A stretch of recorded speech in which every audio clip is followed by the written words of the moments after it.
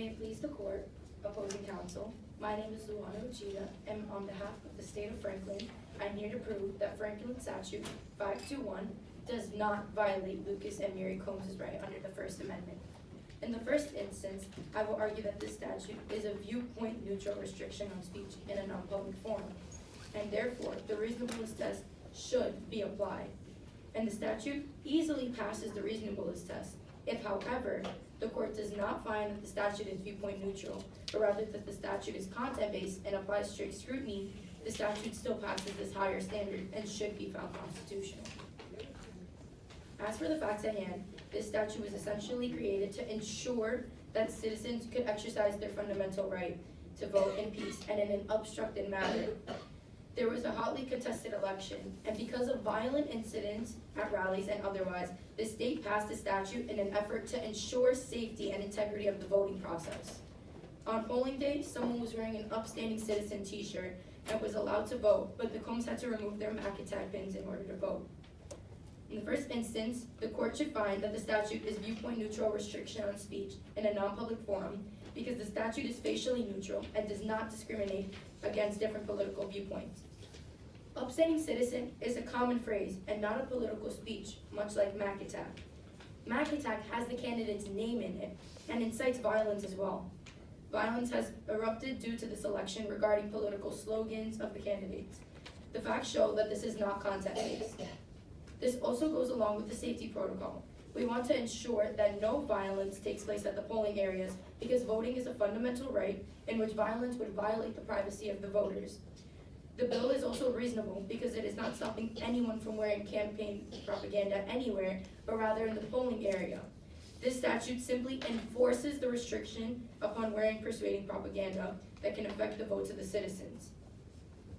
I will now explain why Franklin Statute 521 is viewpoint neutral. This is very similar to Clark v. Community case, in which a bill was passed to prohibit any protesters to sleep in a park for a cause. This bill was not prohibiting sleep at all, but rather sleeping in public parks for a sanitary cause. This is very much similar to our case because our statute isn't prohibiting the visible propaganda anywhere, but rather in a limited, non-public forum. Opposing counsel will argue that upstanding citizen is just as much a political statement as MAC-a-tag. But in all fairness, upstanding citizen is such a vague statement. MAC-a-tag has Robert Mack's name in it. And the fact that it says attack incites violence or actions or ideas.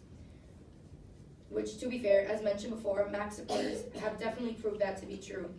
One may argue to say that we already have an idea of who we are voting for when entering the polling area. But considering the conflicts that had arisen, it may have been hard to choose a potential senator until last minute. Regardless, the person in which you vote for should come from you, and not from the visual merchandise of the opposing side. Marlin v. DC Board of Education and Ethics simply proves this point when they ruled that the decision to restrict access to a non-public forum need only to be reasonable means of ensuring an orderly and peaceful voting environment, free from the threat of confrontation and intimidation. If, however, the court decides that the statute is content-based, we believe that this statute passes strict scrutiny because it serves a compelling governmental interest that is narrowly tailored.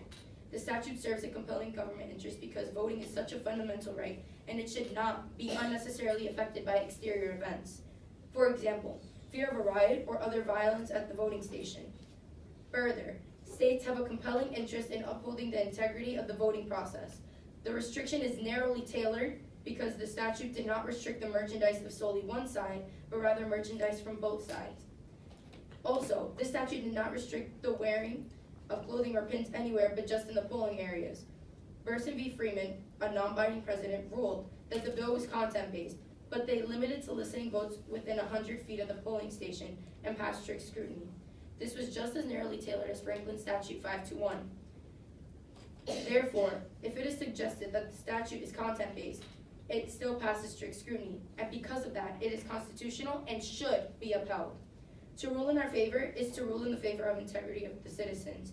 You are ruling to prevent violence from occurring in polling areas. This is why, Your Honors, the petitioners would like you to rule in our favor. Thank you so much for your time.